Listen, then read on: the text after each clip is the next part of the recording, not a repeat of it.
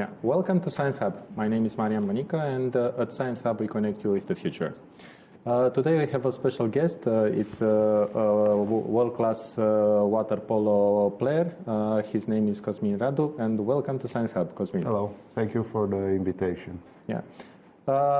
Today we are going to talk about unlocking the secrets of a super champion. Cosmin is a world-class water player, 2 times finalist at LAN Champions League, and maybe one of the best in the last 10 years in his position. Yeah, even as we already know, you didn't succeed to win any major title, including a medal at the Olympics or a world championship. Cosmin, I would like to ask you to tell us a bit more about your personal success and what are the key the things that maintained you so long time at a very high level? Well, first of all, I started water polo when I was 10 or 11, so I kind of started at a young age. And I think one of the most important things was the fact that I really loved what I did. The opportunity to get to have fun, to play, to enjoy the time that I spent at the pool was for me, I think, the most important thing. I also studied at the same time in the formative years. So until the age of 22, I did all the high school and the university. And after I finished that, I continued to playing outside of Romania. I played for 7 years in Italy and then 10 more years in Croatia. So basically, it was an evolution of my career, starting from the juniors, then going into the seniors, to the national team, and continuing from Romania to outside, to the best teams in the world. Yeah, so just to tell to everybody, Italy and Croatia are one of the superpowers in water polo. Correct. And you've played for 2 of the most important teams in these countries. Yeah, can you tell us some key moments of your career? What made you, firstly, to choose water polo, and secondly, what was the first coach? What he did for you?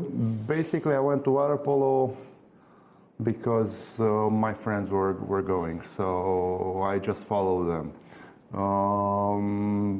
The attraction was the ball. From the beginning, when I saw that the kids were playing with a ball in the water, I said, "Oh, I love that. I want to do that." I think every kid loves to play with a ball. Most of them are playing on the outside. They play football, and then I got the opportunity to do that in the water. And it's not that easy. Water is not really a place where you can stay the whole time. It's not good for human life. So it's harder and it's more provocative. So that I think that drove me forward. My first coach was Răzvan Mustață at Rapid Bucharest, and I had him as a coach my whole junior career, and if I'm not wrong, two or 3 years in the seniors. I played for 7 years for Rapid. So my first 2 or 3 years, he was my head coach, and then there were some changes, and I had another coach. But basically, I also had the chance, because I grew up and I went to the seniors with a person that knew me very well and gave me all the opportunities and used the maximum out of me, knew what I can do and what I can't do, and he got the best out of me. That was a good thing, because afterwards I got to play for other coaches, and it took a long time for them to discover the things that he already knew, because he knew me since I was a kid. So I guess I had luck. No, not I guess. I had luck during my career. I have to admit that. I got the opportunity to play for the national team at age 18, because there was a gap there. There was a lack of centers. And at the same time, luck is not enough. You have to work and you have to grab that opportunity. If I don't have done the job right, then the next one will come and take the place. I always think that, if you get the opportunity, like the train comes into the station, you have to get on it and drive, go with it. So you've been already all the time prepared mentally to have success, or it was there were times when you thought that it's going to be hard and it's not so easy for you to become a champion. It's always been hard. I don't think that was the question. But always the conversation goes like, if you want, if it's easy, then everyone can do it. Mm-hmm. So there's never been any doubt in my mind that I have to work hard and try to be the best in my position. And I also had a plan. Since I was a kid, I always had a plan. First finish studying, play waterpolo, finish studying, then go outside and play in Italy. That was the dream back then in the 90s when our coach But why Italy? Because Italy was the best championship in the world. Ah. And I wanted to be there, to play, to be the best. That's my mindset. That's how I've always been. When I was in Italy, again, I didn't play for the best team. I was playing for a team that finished between 4th and 7th. Mm-hmm. But I always wanted us to be the best, not me, us. Because in team sports, it's hard to say me. You cannot win with just me. You win with a team. Yeah. How important is the mental preparation in your training routine? Well, it's very important. That's basically what gives you the strength in the game. Because when you repeat the same times all the time, my girlfriend makes fun of me because of that, because I'm always monotone, like I always repeat the same things. But I like to do that because it gives me strength, and by repeating, you become better what you do. So you do it all over. You have to wake up in the morning and be prepared to do the same, not really the same thing, but let's say in a week, to repeat the same week all the time. Can you share some specific mental strategies that you exercise and you discover that is crucial for your success? Some exercises. Those I learned in time. At the beginning, I was like, wow, what was that? Like you come to the game and you speak, you laugh. In our case, you need to actually think about what's going to happen in the game. To try to imagine the game that is going to be played. You cannot guess it, but you can imagine a few actions and start to think of solutions, how you would like for them to finish. Most of the times... To anticipate. Yes, to anticipate. So then when they happen, they're much slower. Mm-hmm. So then you can do whatever you want to do. You can do it in your own time, and it usually goes okay, but most of the times, like 90% of the times, you need to react on what's going on there. So you have to also have a plan and also be flexible to be ready to change, to react to what your opponent is doing, because in the end, you're not playing alone. You have someone in front of you that is also trying to win. Of course. You've been 2 times finalist to the Land Champions League, but you didn't succeed to win any trophy. Can you tell us something about learning from failure? I don't consider it, first of all, failure, because that's Champions League. That's the highest in the European leagues, from the European leagues. But at the same time, we had those 2 years that we're talking about when I played for Primori Rijeka, 2013 to 2015. We won all the other cups. We won the Croatian Cup. We won the championship. We won the championship, and we won the regional league. The regional league is a league formed from Serbia, Croatia, Montenegro, and Slovenia. Those 3 teams are always in the top 6 all the time. So it's a very, very, very strong championship. So that's why I don't consider it a failure. When you lose in the final, once we lost in the final, and twice I won the bronze medal. Mm-hmm. So I was 3 times in the final of the Champions League. But how did you manage to stay motivated during these hard times, basically? Because it's not easy to to lose a Champions League final? No one likes to lose, but this is basically what sports do. They teach you how to move on. You don't have time. There are two things. You don't have time to celebrate too much, and you don't have time to cry too much about losing. So you have to, okay, I won, I'm celebrating tonight, and then tomorrow I have to go start. I have to work again because there's someone that is already working and trying to beat me. I can celebrate as much as I can, but if I'm not gonna be serious the next day, then for me, in my situation, I'm not gonna be successful.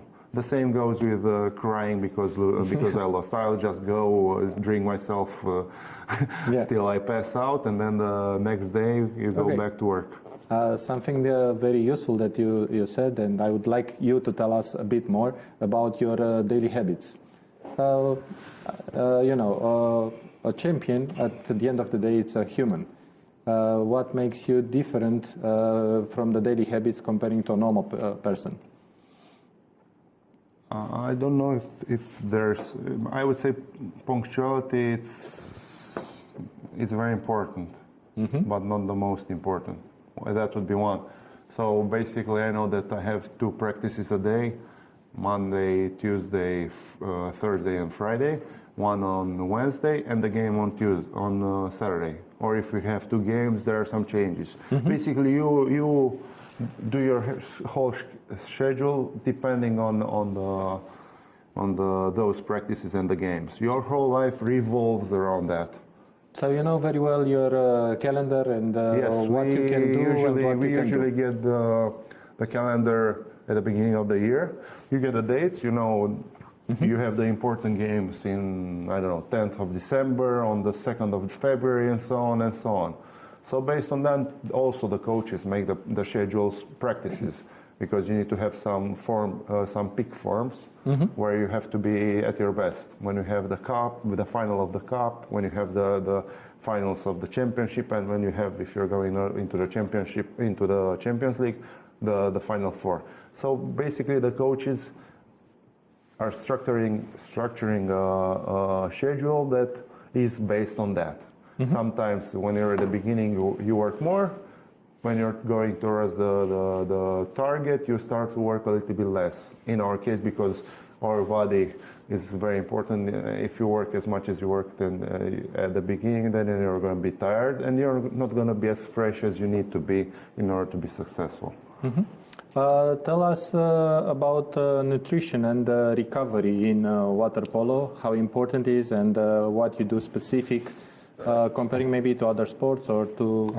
It's hard for me to compare to other sports because I really don't know what other sports are doing. I can tell you from my perspective, I've been always very active. So I don't think that I am the greatest example. For instance, I'm all the time doing something. From in the morning the practice, and then the whole day I'm around. I try to do something. I have a lot of friends that in the afternoon need to rest, so they take their nap 1 hour, 2 hours in order to be fresh to the afternoon practice. The afternoon practice. So you are not doing, you are not sleeping during no, the... I'm not sleeping. Usually I'm active. I'm doing something.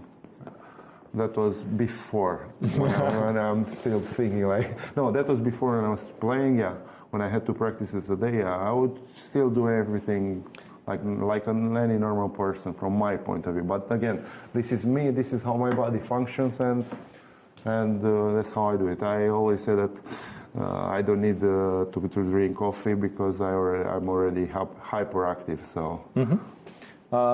Okay, I would like to know more about goal settings and how do you set and you prioritize the goals, and both on short term and long term, maybe during a year, because it's the sport calendar. You were talking about my personal goals or the team goals? Because there are 2 different things, I think. Okay, let's discuss firstly about your personal goal, and or let's start with the team. When it comes to sports. When it comes to sports, it's about team. Well, at the beginning of the year, you sign a contract. So basically, you know what you're going to expect from it. There are teams that When I played in Italy, they had no ambition of winning the championship. So you know what you're going to expect. That was the situation in Florence. We weren't that good, and our goal was to be in the first eight. That was the goal. When I went to Mladost and Primorje, or when I played in Rapid, the goal was to win everything from the beginning. So let's say there was a sort of pressure, but it's something that you get used with. Maybe some guys are not used with it, but since I was little, I was put into that situation. You have to win. You have to win. You have to win. It's the only goal, to win. That's it. So it never bothered me because I also want to win. So I did not see it as a problem, more like a challenge that I want to do. Yeah, but how do you solve different, let's say, possible fights that can appear during a season between teammates? Those are normal. Normal? Actually, yeah. Because if, and I've seen it many times, if everything goes well, everyone is relaxed. And I'm talking about water polo again. Yes. Our sport involves fighting. Not fighting, but fighting. Wrestling, sometimes punching, sometimes hitting during the game. So there's a lack of oxygen at some point during the game. It happens. So you have to be ready to be at your best the whole time. If in the practices you're not giving 100%, you're not going to get to the game and you're not going to be able to give 100%. And in order to give 100% of the practices, sometimes you're going to be tired more than the usual, and you're going to get into, let's say, not a fist fight, but into a verbal fight with one of your teammates. Maybe he's not passing well. Maybe he's not swimming as fast as he's supposed to. And you get into these type of things that are normal, because, as I said, you don't win alone. You need the whole team to win. So you need to challenge all the other ones when you see that something is not okay. From my point of view, you have to say it, to not let it be like that. Then why? Why are you all there? Just to lose time? I think we can do that somewhere else. Yeah, but in a team, like in a sport team, there are a lot of very strong personalities. Yes. What lessons from sports team we can apply in leadership or in business leadership? I'm asking to know exactly how to avoid basically conflicts when you have a very competitive team.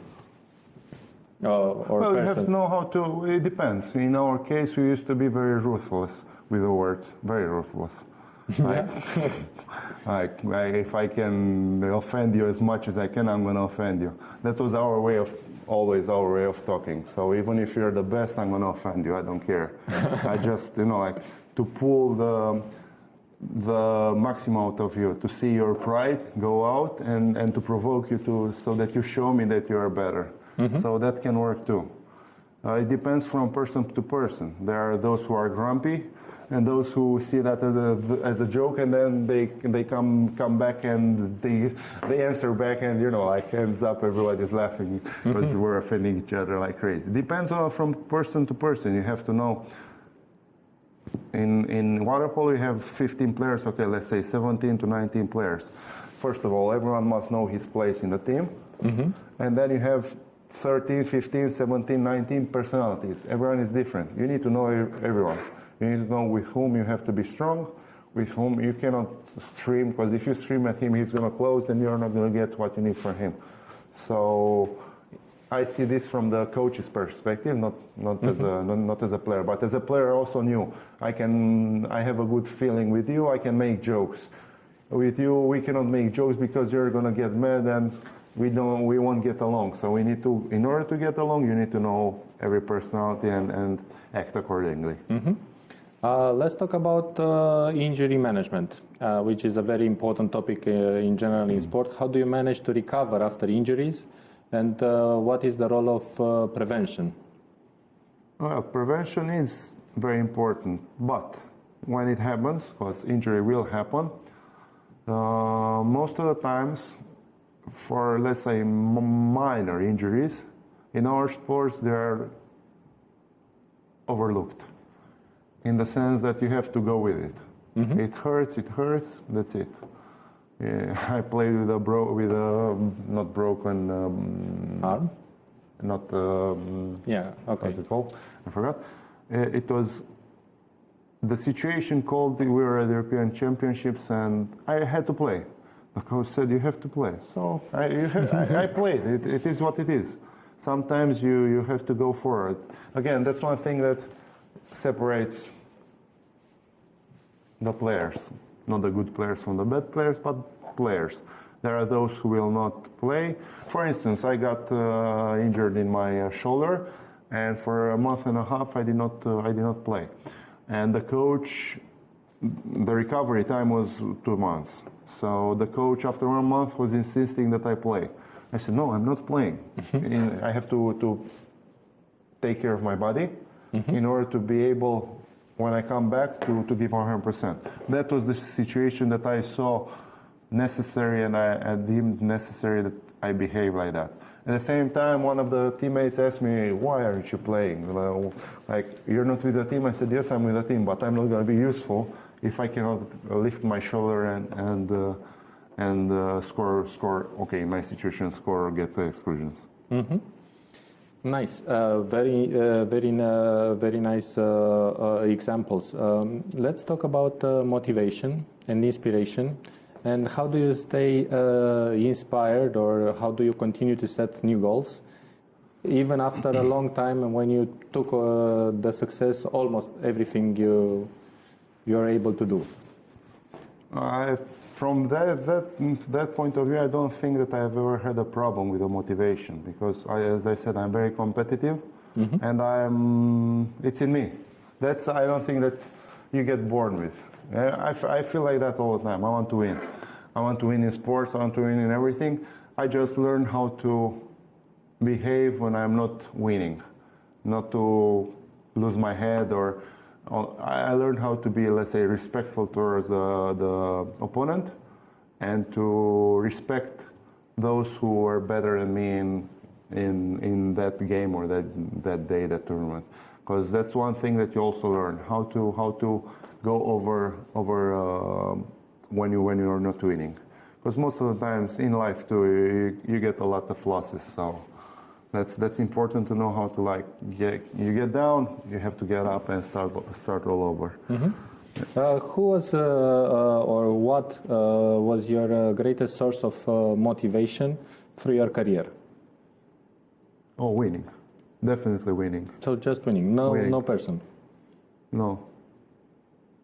Just winning. I enjoyed winning, and I always wanted to win, so that was it. And since, again, it's more complicated, it's a little bit more complicated than that.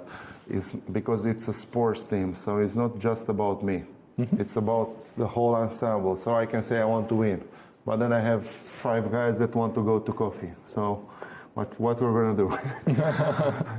That's never easy. In the end, it depends on the manager of the team more than the players. Yeah, it's really similar also in the business. Yes. So it depends on the team that you're assembling. What do you want? What do you want? Tell me, what do you want? What do you want, exactly? And to set. And for me, in the later years, when I was in Croatia, it was easy. When I was discussing my contract, I said, what do you want? I was asking that, what do you want? You want to win? Then I'm going to be here. You don't want to win? No problem. I can go. So at the same time, because I don't want to make it just about win, I had the opportunity to play for the best team in the world, the Reco. But because Pro Reco? Yes. Okay. But because let's say they did not make an offer fast enough, or they weren't really trying to woo me, I felt like I would rather be where I was and be there, because there I was wanted. So that for me was very important. To be wanted. To be wanted in my situation. If they tell me, yes, we want you to be here, then I would be there. And I managed at some point, let's say around 25, 26, I started to also see the other side of life. personal life and enjoying life. Then, as years pass, in the last years, for me also, it was important not to move that much, because I'm not a guy that likes change. So no, no, I can change, I can do it, no problem. But I rather do the same thing. Well, it's in my head. Like when I was little, I used to play on the computers. I don't know, NFL, NHL, all that sort of games, and I would win. I don't know, 70-1, and I would be like, oh, I have to win 77-1, 2-3. I want to, and I've always tried to be a little bit better, but doing the same thing. It's hard to explain in words. I would say OCD, but. Yeah. So when you are in the match, you want to win. But what about off-season training? Are there any specific? Since I was little, I've always been in the national team. So the national team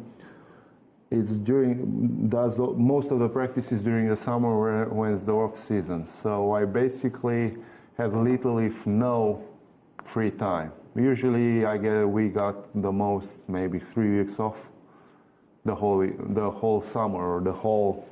That's not a lot. That's little. For instance, we have the European. Normally, you have Europeans or Worlds. You play them in August or even September. So if you play in August, then the championship for the next year will start in September. You will maybe get 1 week off in between end of season and the start of the new season. So you cannot say that I have to do any practices, for me personally. Are any specific areas that you are going to focus during the off-season training in general? Recovery, first of all. If you have more time, let's say if you have 2 months off, then for the first 2-3 weeks, you're gonna do nothing. From my point of view, you're off. You're gonna enjoy it. Then you're supposed to just start practicing again. Let's say 3 weeks. Then again 2 weeks off. If you have more than 3 weeks off, then you have a curve that goes. When you're not practicing, it goes like this. After 3 weeks, it starts to fall strongly. So if it's good not to pass that 3 weeks mark. Let's talk a bit about evolution of water polo since you started, and maybe to go a bit further in order to know what is going to look water polo in the next 10 years. So, from your perspective, how water polo evolved during this year in terms of gameplay, strategy, entertainment? Well, I think it's all connected. In the 90s, when I started playing, it was much more static. Then in the 2000s, till 2010, it became more about force and pure strength and swimming, but not fast swimming, but swimming like swimming, like aerobic swimming. And through the changes of rules, because that's what has given this type of plays, now for the past 6-7 years, the sport has become very fast. It's more about sprinting, about resistance and sprinting. It's also force, but it's more about speed in the water. Good shooting, obviously. It evolved because the rules, there were tweaks to the rules that forced teams to change their play. The time of attack went from 35 seconds to 30 seconds. So it stopped, there were 5 seconds when you were in attack and you had time to breathe. No more. So that change of rule made you swim more. You got the shot from 6 meters after fall. Before in the 90s, you had to play the ball, and so there are certain changes, the way you get exclusions for touching, for grabbing, now because they introduced also the VAR in water polo, there is a lot less hitting than it was before. So basically, let's say every five years, there's something new that comes and improves water polo, because not all changes were good and some of them were abandoned. For instance, it was proposed to play in the 25 meters instead of 30 meters pool, the field, sorry. And that situation didn't actually come to anything spectacular because basically it brought you back to the time when you had 35 seconds because you got 5 meters less, you swim to the attack and you sit there. You sit there for 5 seconds. So they decided not to apply that rule. Yeah. What do you think that are going to be the big next changes and or advancement in the water polo? I think that we should take a look at the big sports like, I don't know, basketball, hockey, American football, soccer, tennis, that already use technology to improve the game. It would help a lot for us to, for instance, which we already had, to have cameras, and in some places you have them, to have cameras underwater, to show the public what's going on underwater, because 90% of the body is under the water like an iceberg, and most of the people have no idea what's going on there. Once you get to see the fights, let's say wrestling, okay, not fights, the wrestling that goes on there, it becomes a little bit different. It's more fun. Yeah, we have also a photo with underwater. Maybe is going to be displayed. I think it's very useful. It's in the folder. But tell me more about coaches and the role of coaches. You said that at the beginning they helped you to discover the best things that you can provide. What other roles had the coaches for you, and in general in water polo? I mean, how a coach can make you a super champion, or even to keep you at the same level that you are at that moment?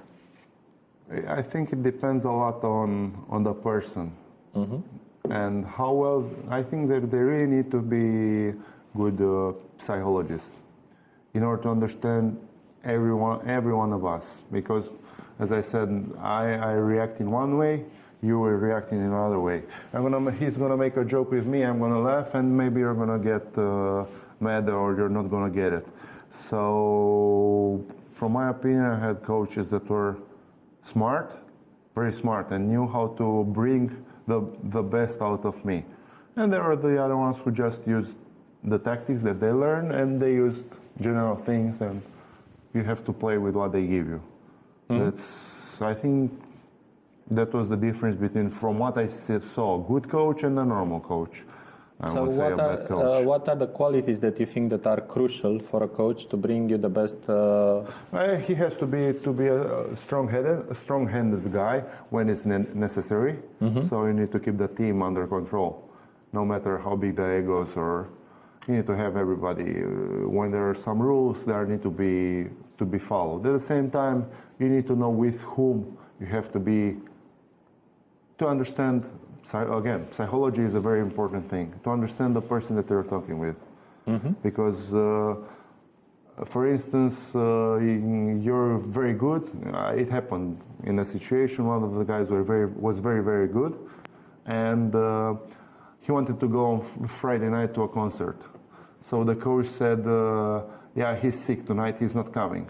But he gave him that. He gave him that free time because he knew that at the game, that player, he's gonna respond back with the trust that he was given. If he would have been another player, for sure he wouldn't have done that. So that's why I said that it's important for a coach to know his material that he's working with. It's very important. Yeah, can you give us, or can you tell us some advices that you are going to give to aspiring water athletes that are playing water polo? Are there any universal principles of success to apply? Yeah, I think there are. You have to be a hard worker. No matter how talented you are, you're not going to succeed in anything if you just have talent and you don't have the hard work. I was lucky enough to have both of them, to be talented and also a hard worker. Hard work you don't. Everyone can work hard. You don't need to have something special.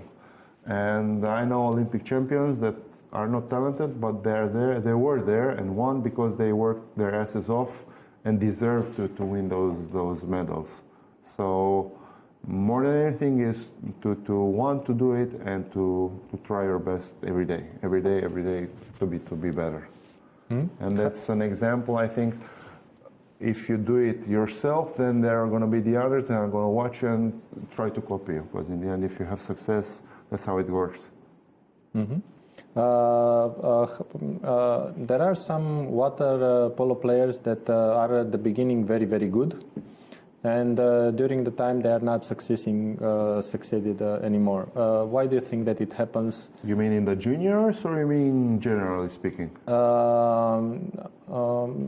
I'm referring mostly to the juniors, but if you can tell us about major usually when players. you start as let's say a good player, you're 15. But the truth is that up until you get to the age of 22, 23, you're just in a growing period. You don't actually know what you're going to get from that type of player. And they're maybe going to be good, maybe not good, because it has to do with developing, with human interaction. You're going to fall in love and you're not going to feel like going to practice anymore because you're in love. And it is what it is. In love is something external to the sport. You fell in love with a girl, or she falls in love with a guy, or whatever.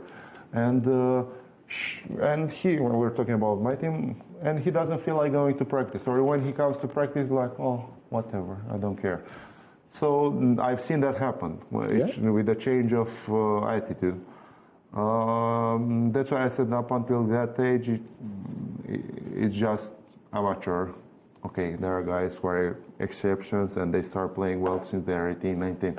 But for most of the guys, it's just, like, we'll see. Time will tell.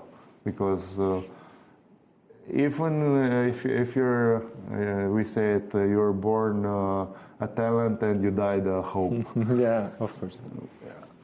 You have to prove yourself at the highest level. And when you're a junior, you play only with guys your age. When you get into the seniors, then you play with guys that have a lot of experience, and then you see if you're able to grow, to grow from being the best at your age to being the best at all the ages. So that's a big difference.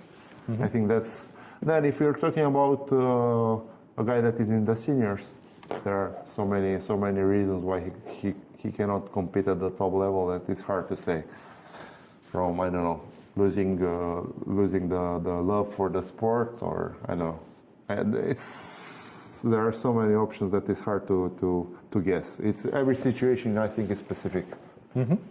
Tell me something about the balance between professional and personal life, because it's not easy to survive with a world-class player, and also if you are not from sport. And also, in the other way, it's important for you to manage your life, your personal life, extra sport life, quite good also from the nutrition point of view, but also from other disturbers, things that can disturb you. Well, as I said, my whole life, I don't think much about that, but actually my whole life revolves around water polo, or revolved around water polo. So basically, I had to do all the other things around that. I've always done it like that. So there are sacrifices. If you want to be the best in anything, you have to give up on something. So there are always sacrifices to be made. In my situation, up until the age of, 22, until I finished the university, my social life was, let's say, zero. A disaster. Let's say zero. Afterwards, when I stopped studying, I had more time for everything else, and I got to do water polo and the social life. So those things change. Yeah. So how do you manage so good your time? It's something that I really appreciated you. Maybe because I did it all my whole life, and you start in the morning at 8, you finish whenever is in the last practice, I don't know, at 10 in our case. and then you go home. You just do it. You just put everything in, and you see where you have time. That's why I said that you have to manage.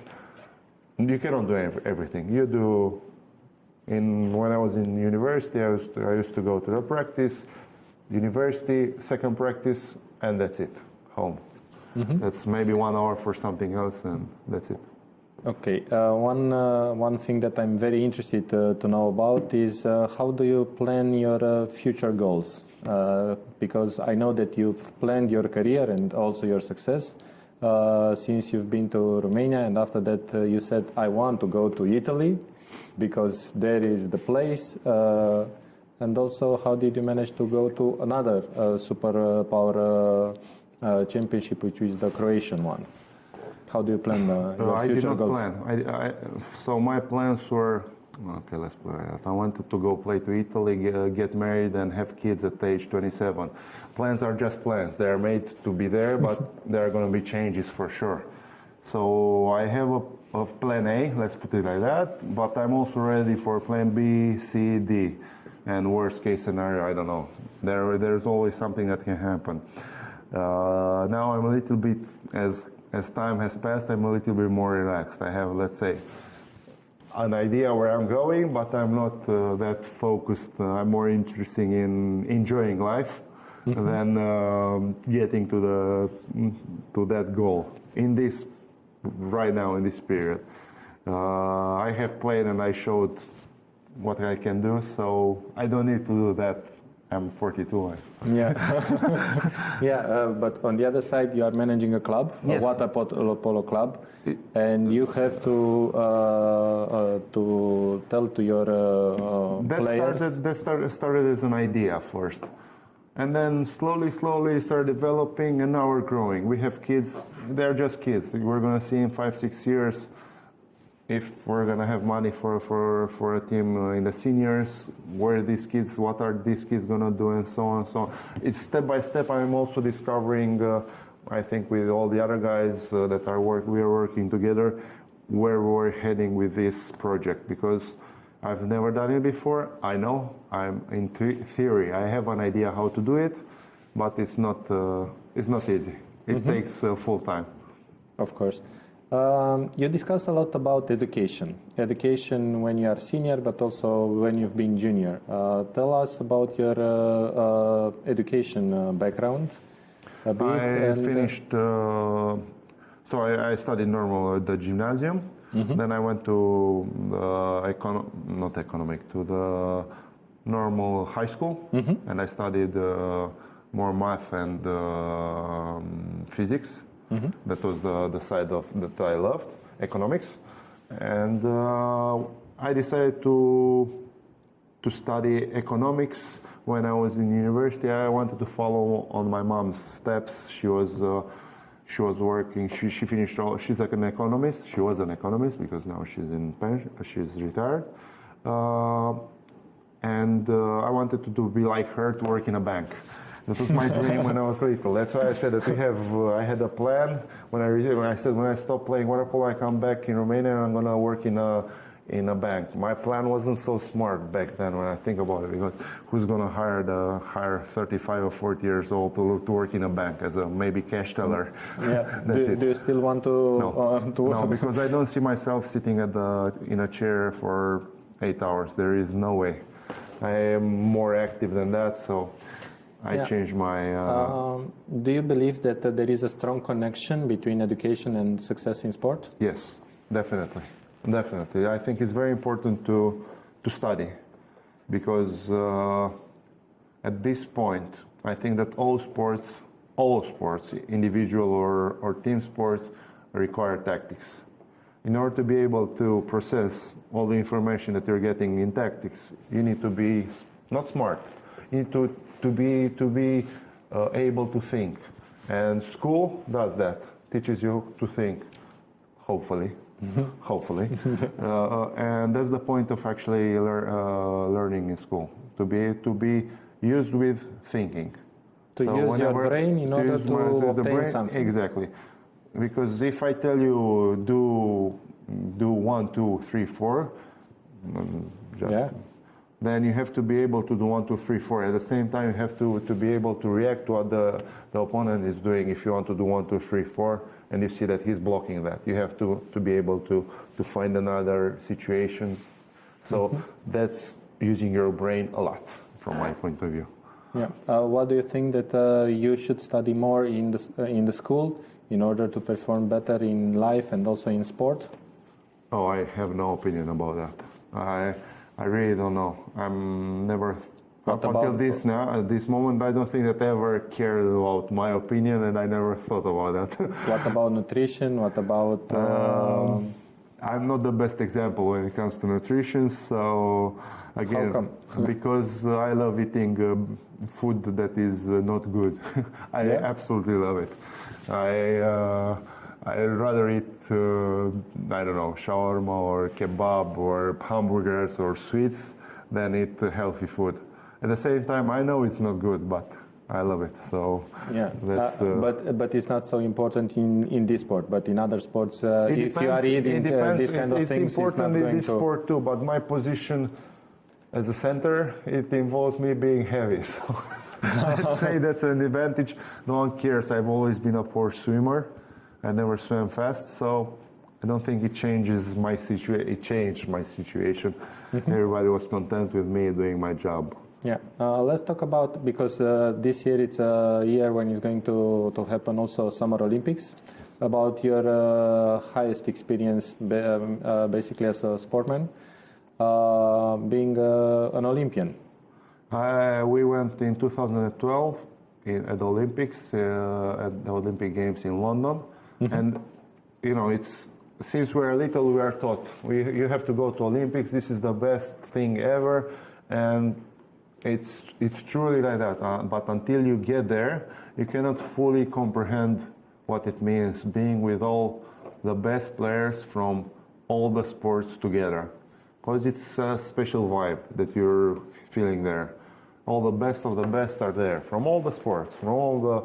So you get to be... And everyone is competing to win. And the scarcity of the tournament, that is only every 4 years, it creates an aura, and it's something very specific. Something, when we got there, our whole team was impressed just by seeing everyone there and understanding how hard it is to be in between those, I don't know, 20,000 athletes that get to be there. It's a small number when you compare to 8 billions. There are a few fortunate, a few of us that are capable of working this much and achieving the success and being able to get there. So as an experience, it's really awesome, really awesome. It was 2 weeks that I'm pretty sure that none of us will forget that we were there. Okay. In conclusion, tell us what do you recommend to normal people to learn from a super champion that you are? One thing that one of my coaches from when I was 18 told me, and it's stuck with me my whole life: if you work hard, you're gonna get rewarded for that. I think that's the most important. Don't think about money. Don't think about, if you work hard, you're gonna get the reward. Don't try to live your money for. Don't try to live your life for money. Try to work hard and then enjoy life, and that's it. What are your next plans? My next plans. I have a game in 5 hours. We're actually playing a tournament now. With Barcelona, right? Yes, we played last night with Barcelona. I played for Dinamo this year. It's more of a side project. I don't do it as I did before. I just practice once a day. But now we have a tournament against Barcelona. We played last night. Tonight we're playing CSM Oradea, and tomorrow we're going to play Steaua Bucharest. So basically we have a tournament now. I'm in between practice and the game. As I said, I'm more active than... Yeah. Thank you very much for being our special guest at Thank you for the invitation. I hope that you enjoyed, and let's keep connected with the future.